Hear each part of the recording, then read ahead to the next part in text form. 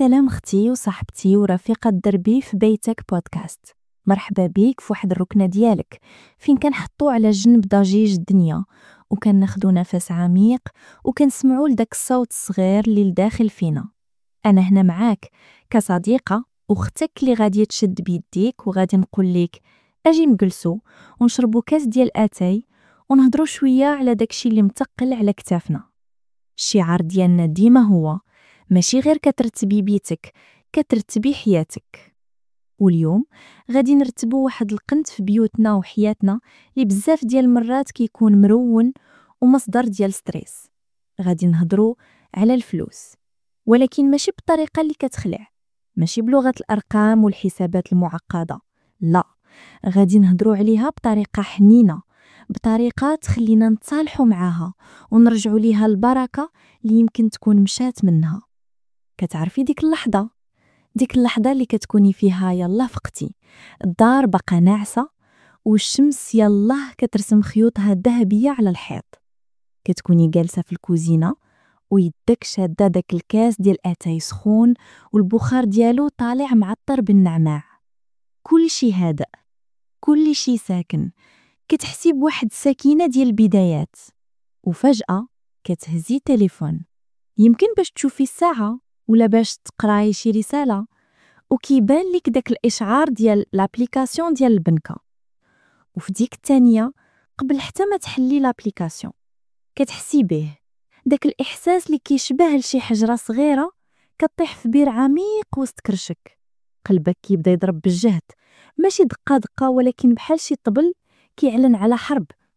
كتحسي بالنفس ديالك كيتزير، بحال شي حد زير ليك على صدرك. واحد البرودة غريبة كتمشى في جسمك واخا الكاس ديال اتاي سخون في يدك. كتكليكي على الاشعار وعينيك كيجيو دغيا على داك الرقم اللي لتحت، الرصيد. وهنا داك الصوت الصغير اللي في راسك كيبدا يغوت، ماشي كيهضر، كيغوت. فين مشاو الفلوس كاملين؟ يلا دازت سيمانة على الخلصة. كيفاش غادي نكملو هاد الشهر؟ انا ما كنعرفش نسير، انا فاشله. سلسله ديال الافكار اللي كتضرب فيك بحال الموج، كل وحده كتغرقك اكثر من اللي قبل منها. كتفكري في داكشي اللي خاصو يتشرى، تقضيه ديال السيمانه من عند مول الحانوت، الضو والماء اللي خاص يتخلصوا، شي عرس قريب خاص ليه الكادو، والحوايج ديال العيد الصغير للدراري اللي قرب يوصل. كل فكره كتزيد تزير عليك الخناق. كتنزلي التليفون ولكن الاحساس كيبقى لاصق فيك، ديك السكينه ديال الصباح تبخرات وبقات بلاصتها واحد الغمامه ديال القلق. داك الكاس ديال اتاي اللي كان بنين دابا ما بقاش عنده مذاق. كتحسي براسك بوحدك في هادشي وكتحسي بالخجل. علاش كلشي كيبان عايش مزيان الا انا؟ علاش صحاباتي كيسافروا وكيشريو وانا ديما حاصله؟ وكتلقي راسك بالليل فاش كلشي ناعس انتي فايقه، كتقلبي في السرير وعقلك خدام بحال شي ماكينه ما بغاتش تسكت. كتعاودي تحسبي وتعاودي، كتفكري في الفواتير اللي ما تخلصاتش وكتخافي من غدا. هاد القلق المالي ماشي غير فكره، راه احساس كيسكن لك في الجسم ديالك، كيسرق منك نعاسك وكيخنق لك الفرحه ديالك. الا كنتي كتعرفي هاد الاحساس، الا كنتي عشتي هاد المشهد، بغيتك تعرفي واحد الحاجة مهمة بزاف. انتي ماشي بوحدك ابدا. هاد القصة ماشي قصتك غير انتي، هادي قصة بزاف ديال العيالات، قصة كلنا عشناها في واحد اللحظة ولا اخرى. ودابا اجي نفهمو علاش هاد الاحساس كيتسلط علينا بهاد القوة. بغيتك تاخدي واحد نفس عميق معايا دابا، شهيق زفير، وبغيتك تسمعيني مزيان. داك الاحساس بالذنب، داك الصوت اللي كيقول لك انت اللي غلطه، انت اللي ما كتعرفيش تصرفي، بغينا اليوم نسكتوه. بغينا نفهموا ان هاد العلاقه المتوتره مع الفلوس راه ماشي حيت فيك شي عيب، ولكن حيت كاينين اسباب عميقه، اسباب خفيه بزاف ديال المرات ما كنشوفوهاش هي اللي كتحكم فينا. اول حاجه هو داك الخوف من المواجهه. شحال من مرة كنلقاو راسنا كنتفاداو ونشوفو شحال بقى لينا في الحساب، كنقولوا من بعد حتى الغدا، ما فياش دابا. هاد الهروب ماشي كسل، راه رد فعل طبيعي للدماغ ديالنا. فاش كنكونوا متوترين من شي حاجه، الدماغ كيدخل فواحد الحاله ديال الكر او الفر، وبالنسبه ليه الارقام الحمراء في الحساب البنكي ولا لائحه الديون هي خطر، هي تهديد. فكيختار اسهل طريق، الهروب، التجاهل. كنتفاداو المشكل على امل انه غادي يختفي بوحدو، ولكن في الواقع هو غير كيكبر في الظلام، والتوتر ديالو كيبقى ياكل فينا من الداخل. تاني عدو خفي، وهو واحد العدو قوي بزاف في المجتمع ديالنا، هو المقارنة. عينيا في جيب الناس، كنعيشو في واحد العالم اللي كل شي فيه كيبان مثالي، خصوصا مع وسائل التواصل الاجتماعي. كنحلو انستغرام وكنلقاو فلانة مسافرة، وفلانة شرات صاك جديد، والاخرى دايرة عيد ميلاد اسطوري لولدها، وحنا بلا ما نشعرو كنبداو نقارنو حياتنا اللي كنعرفو كواليسها المكركبة مع الواجهة المسقولة ديال حياة الآخرين. هاد المقارنة كتولد فينا واحد الإحساس بالنقص، إحساس أننا ما واصلينش، وهاد الإحساس هو اللي كيدفعنا بزاف ديال المرات نصرفو فلوس ما عندناش باش نحاولو نحافظو على واحد الصورة معينة، باش نحسو أننا حتى حنا كاينين. كنشريو ماركة غالية باش نبانو ناجحين، ولا كنديرو عراضة فوق طاقتنا باش ما يقولوش علينا ماشي ديال هادشي. كنوليو كنعيشو على حساب نظرة الناس، ماشي على حساب راحتنا حنا. وهادشي كيدينا مباشرة للعدو الثالث، وهاد العدو هو الصرف العاطفي. الصرف العاطفي هو فاش كنستعملو الفلوس ماشي باش نشريو حاجة محتاجينها، ولكن باش نداويو شي إحساس لداخل فينا. كتكوني معصبة من الخدمة، كتقولي صافي غادي نخرج نشري ديك الجلابة اللي شفت، نستاهل. كتكوني حاسة بالملل والوحدة، كتلقي راسك كدوزي السوايع في مواقع التسوق عبر الانترنت وكتعمري السلة. كتكوني فرحانة بشي حاجة، كتقولي خاصني نحتفل، وكتخسري مبلغ كبير على عشاء في مطعم فاخر. هاد الشرا كيعطينا واحد الإحساس مؤقت بالراحة، واحد الجرعة صغيرة ديال السعادة، ديال الدوبامين اللي الدماغ ديالنا كيطلقها. ولكن هاد الإحساس بحال شي مسكن، المحول ديالو كيمشي دغيا، وكيخلي موراه إحساس أكبر بالندم والذنب، وكيخلينا في واحد الدوامة. كنتوترو، كنصرفو باش نهدنو التوتر، وكنزيدو نتوترو كتر ملي كنشوفو جيبنا خوا. وهنا كنوصلوا لأعمق نقطة وأكثر نقطة كتألم، هي الذنب المالي أولا الماني جيلتس. هاد الإحساس بالذنب اللي كيجينا فاش كنصرفوا الفلوس، وخصوصا فاش كنصرفوها على راسنا. شحال من مرة كتبغي تشري شي حاجة لراسك، شي حاجة ماشي ضرورية ولكن غادي تفرحك، وداك الصوت كيبدا يهدر: واش بصح محتاجاها؟ وهاد الفلوس كان ممكن ديري بيهم شي حاجة أهم. انتي أنانية. هاد الإحساس بالذنب عنده جذور عميقة. يمكن كبرنا في بيت كانت فيه الفلوس ديما قليلة، وديما الموضوع ديالها مرتبط بالصداع والمشاكل.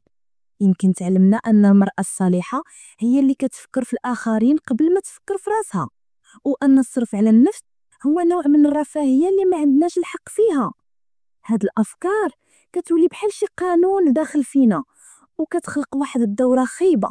كنحرمو راسنا من أبسط الأشياء اللي تفرحنا، وكنبقاو نجمعو داك الإحساس بالحرمان، حتى لواحد النهار كنوصلوا للحد ديالنا وكنطرطقوا في واحد النوبة ديال الشراء عاطفي، بحال الا كنحاولوا نعوضوا داكشي كامل اللي حرمنا منه راسنا. ومن بعد ديك النوبة كيجي إحساس بالذنب مضاعف اللي كيزيد يأكد لينا ديك الفكرة الخاطئة أننا ما كنستاهلوش وما كنعرفوش نتصرفوا، وكنرجعوا تاني لدائرة الحرمان.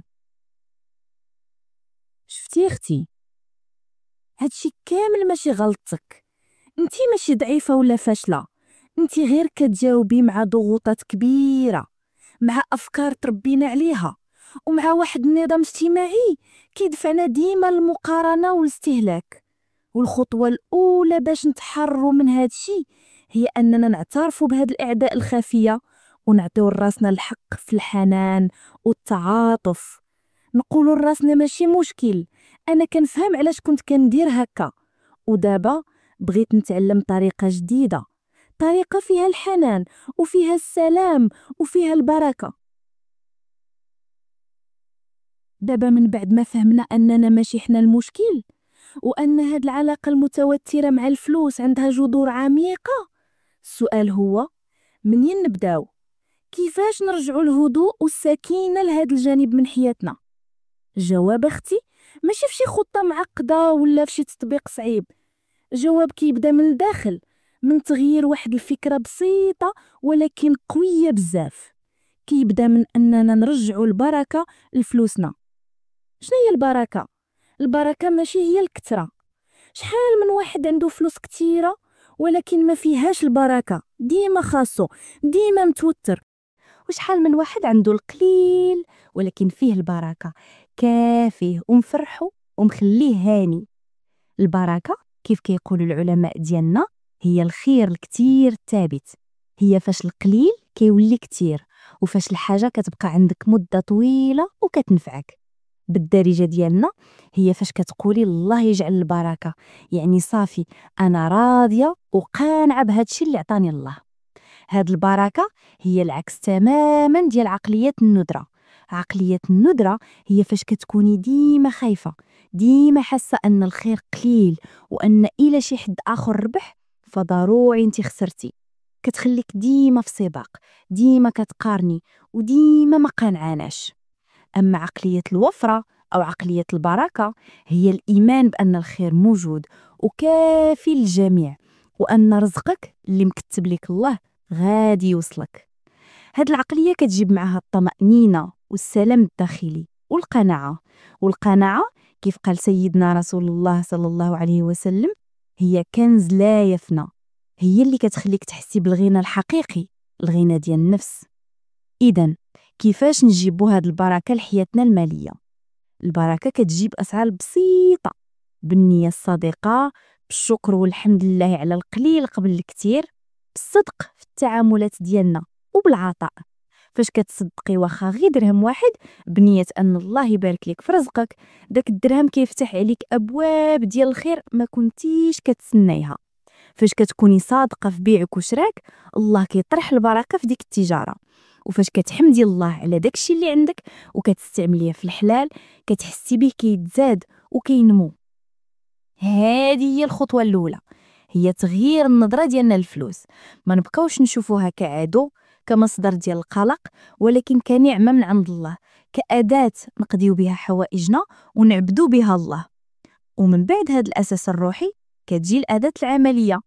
وهنا ما غاديش نعطيك شي ميزانية معقدة، غادي نعطيك واحد الطريقة يابانية اللي اخترعتها مرا سميتها هاني موتوكو في بداية القرن العشرين، باش تعاون العيالات بحالي وبحالك يدبروا مصروفهم بطريقة واعية وحنينة. هاد الطريقة سميتها كاكيبو، وكتعني ببساطة دفتر حسابات الأسرة. ولكن هي أكثر من دفتر، هي أداة ديال الوعي والتصالح مع الذات. أصغر خطوة ممكنة تبداي بها اليوم ماشي غدا هي هادي: جيبي أي دفتر عندك في الدار، دفتر قديم، كارني، أي حاجة، وستيلو. هاد الشي اللي محتاجين، ما محتاجاش للتطبيق، ما محتاجاش للكمبيوتر، غير دفتر وستيلو. وهاد الدفتر غادي يكون هو دفتر راحة البال ديالك. التحدي الأول ديالك بسيط بزاف، لمدة سيمانة واحدة فقط. كل درهم خرج من عندك كتبيه، بلا ما تحكمي على راسك، بلا ما تحاولي تبدلي والو، غير كوني بحال شي محققة في الحياة ديالك. شريتي قهوة كتبيها، خلصتي طاكسي كتبيه، عطيتي لولدك يشري حلوة كتبيها. الهدف من هاد السيمانة هو الملاحظة فقط، باش تولي واعية فين كتمشي فلوسك. من بعد ما تدوز ديك السيمانة ديال الملاحظة، طريقة كاكيبو كتعتمد على 4 ديال الأسئلة بساط كتسوليهم لراسك في بداية كل شهر. 1. شحال عندي ديال الفلوس؟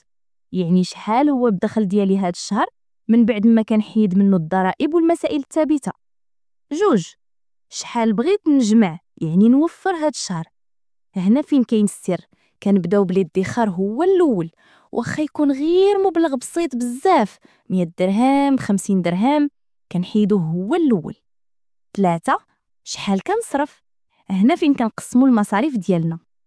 و4 كيفاش نقدر نحسن الشهر الجاي. هاد السؤال ديال المراجعة والحنان ماشي ديال جلد الذات. وباش نجاوبوا على السؤال الثالث شحال كنصرف، كاكيبو كتقترح نقسموا المصاريف على 4 ديال الفئات اللي غادي نترجموها لحياتنا المغربية. الضروريات، هادشي اللي ما يمكنش نعيشو بلاه: الكرا، الماء والضو، التقضيه الاساسيه ديال الكوزينه، النقل باش نمشيو للخدمه، مصاريف الطبيب والدواء. الكماليات، او داكشي اللي كنبغيو ماشي اللي كنحتاجو، هذه هي الخانه ديال الرغبات: قهوه مع الصحابات، ماكله برا، شوبينغ، شي حاجه زوينه للدار. الثقافه والتطوير، هذه هي الخانه ديال الاستثمار في راسنا: كتاب، سينما، شي دوره تكوينيه، شي هوايه كنتعلموا ليها. المفاجآت او الطوارئ، شي حاجه ما كناش دايرين حسابها، شي آلة خسرت في الدار، شي سفر مفاجئ، شي ضيافه على غفله. فاش كتكتبي كل مصروف في خانه من هادو، في اخر الشهر كتولي عندك واحد الصوره واضحه بزاف. كتولي كتشوفي بعينيك فين كتمشي فلوسك، ويمكن تفاجئي، يمكن تلقاي ان اغلب مصروفك كيمشي في الكماليات، في القهوه ديال كل نهار ولا في الماكله ديال الزنقه.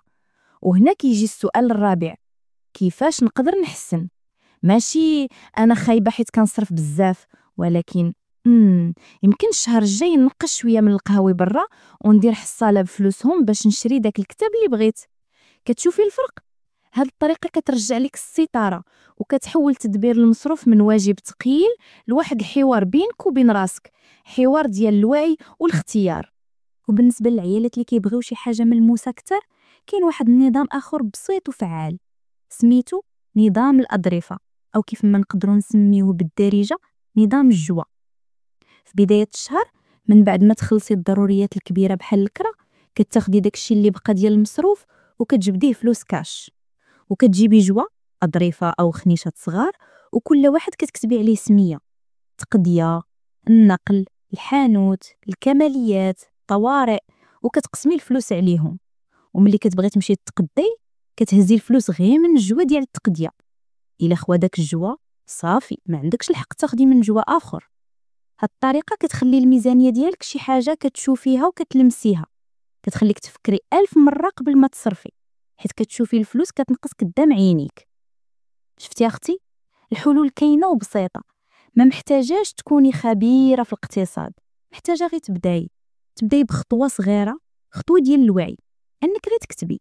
هاد الكتابه بوحدها هي بدايه الطريق باش تولي انت اللي كتحكمي في فلوسك، ماشي هي اللي كتحكم فيك. دابا بغيتك تخمدي عينيك معايا لواحد الدقيقه. تخيلي راسك ماشي دابا، ولكن من هنا لشي 6 شهور، 6 شهور وانت مواظبه على دفتر راحه البال ديالك او على نظام الجوى. تخيلي نفس المشهد ديال الصباح، انت جالسه في الكوزينه والكاس ديال اتاي سخون في يديك، كتهزي التليفون وكيطلع لك نفس الاشعار ديال البنكه، ولكن هاد المره قلبك ما كيضربش بالجهد، صدرك ما كيتزيرش، ما كايناش ديك الحجره في كرشك، كاين واحد الفضول هادئ. كتحلي لابليكاسيون وكتشوفي الرصيد وكتبتسمي، ماشي حيت ولاو عندك الملايين، لا، ولكن حيت هذاك الرقم اللي كتشوفيه مفهوم، عارفه شحال منه غادي يمشي للضروريات وشحال غادي يبقى للكماليات، وعارفه انك حيدتي منه داك المبلغ الصغير ديال الادخار اللي ولا كيكبر شويه بشويه. كتحسي بواحد الاحساس ديال السيطره، ديال الامان. ديك الغمامه ديال القلق اللي كانت كتخنق لك صباحاتك مشات، وبقات بلاصتها واحد السما جرقه صافيه ديال راحه البال. تخيلي هاد راحه البال كيفاش غادي تنتشر في العلاقات ديالك. دوك النقاشات الحاده مع راجلك على المصروف اللي كانت كتبدا فين مشات الفلوس وكتسالي بالخصام والغوات، غادي تنقص، غادي تولي بلاصتها جلسات ديال التخطيط الهادئ. غادي تجلسوا بجوج وتجبدوا الدفتر وتقولوا اشنو عندنا هاد الشهر، اشنو الاولويات ديالنا. غادي تولي الفلوس موضوع كيوحدكم ماشي كيفرقكم. تخيلي راسك مع وليداتك فاش يطلب منك ولدك شي حاجه بسيطه، ما غاديش تجاوبيه بعصبيه ما كاينش، حيت انت من الداخل متوتره وخايفه. غادي تقدري تقولي ليه اجي نشوفوا ولدي واش داخله في الميزانيه ديالنا هاد السيمانه، بكل هدوء. وغادي تقدري تقولي لشي فرحة صغيرة ليهم بلا ما يتبعها موجة ديال تأنيب الضمير. والأهم من هادشي كامل، تخيلي الإحساس بالحرية، ديك الحرية اللي كيعطيه ليك واحد المبلغ صغير حاطاه على جنب للطوارئ. تخيلي الثلاجة خسرات على غفلة، في الحالة القديمة كانت غادي تكون كارثة، غادي تبعها سيمانة ديال الستريس ويمكن حتى السلاف. ولكن دابا غادي تكون مجرد إزعاج. غادي تقولي الحمد لله عندي دوك الفليسات اللي جا معاهم لهاد الشيء. هاد الإحساس أنك قادرة تواجهي مفاجآت الحياة بلا ما تنهاري هو التعريف الحقيقي ديال الأمان المالي. ماشي هو شحال عندك، ولكن هو ديك الثقة أنك غادي تقدري تدبري أمورك. تخيلي الفرحة ديال أنك كتصرفي فلوسك بنية ماشي باندفاع. فاش غادي تمشي تشري ديك الجلابة ما غاديش تشريها حيت كنتي معصبة، ولكن حيت كنتي مخططة ليها ودايراها في خانة الكماليات وجامعة ليها.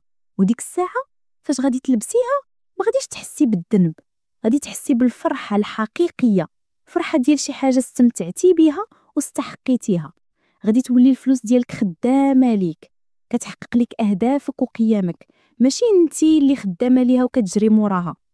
تخيلي واحد الحياة اللي الدين فيها كينقص شوية بشوية حتى لواحد النهار كتلقي راسك حرة منه. حياة فين كل درفن كتعرقي عليه كيمشي لمستقبلك ماشي للماضي ديالك. هاد الصورة، هاد الحياة ماشي حلم بعيد، راهي ممكنة وكتبدا بخطوة واحدة صغيرة، خطوة ديال اليوم، تحدي ديال اليوم. إذا أختي وصلنا للآخر ديال الحلقة ديالنا، هضرنا بزاف وغوصنا في أعماق يمكن كانت مظلمة ومخلوعة، ولكن كيف ما ديما الهدف ماشي هو نخوفوك، الهدف هو نضويو دوك القناة ونمدو ليك يدينا. الخلاصة ديال هادشي كامل هي في واحد الجملة بسيطة بغيتك تعقلي عليها مزيان: تدبير المصروف ماشي على شحال عندك، ولكن على شنو كديري بداكشي اللي عندك. البركة كاينة في القناعة ماشي في الكثرة. علاقتك بالفلوس هي مرآة لعلاقتك بنفسك. فاش كتولي حنينة مع راسك وواعية باختياراتك وكتعرفي قيمتك، حتى فلوسك كتولي فيهم البركة وكتحسي بهم كافيينك. والتحدي ديالك ديال اليوم ماشي هو تبداي ميزانية ولا تحرمي راسك من شي حاجة، لا، التحدي ديالك بسط من هكا بكتير. بغيتك اليوم فاش تسالي هاد الحلقة تنوضي وتقلبي على دفتر، أي دفتر كيف ما كان، وستيلو، وجلسي فشي بلاصة هادئة، وفي ديك الصفحة الأولى بغيتك تكتب لي شي سمية زوينة. سميه دفتر راحة البال ديالي، ولا كتاب البركة، ولا أي سمية كتحسي بها قريبة لقلبك. صافي، هادشي اللي بغيتك ديري اليوم، هذا هو الانتصار ديالك ديال هاد النهار.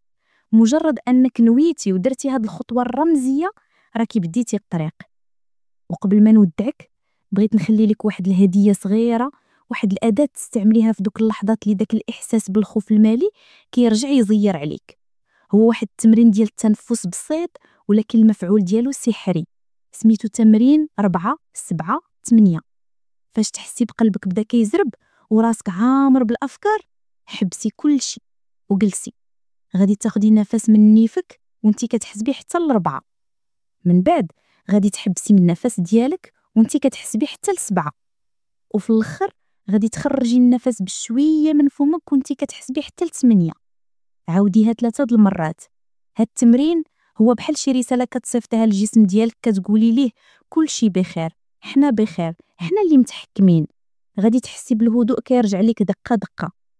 كانت معك اختك وصاحبتك في بيتك بودكاست. كنوعدك انك ماشي بوحدك في هاد الرحله. كل خطوه صغيره كديريها هي خطوه نحو حياه ارتب ونفس اهدأ وبال مرتاح. تهلاي في راسك ونتلاقاو في الحلقه الجايه.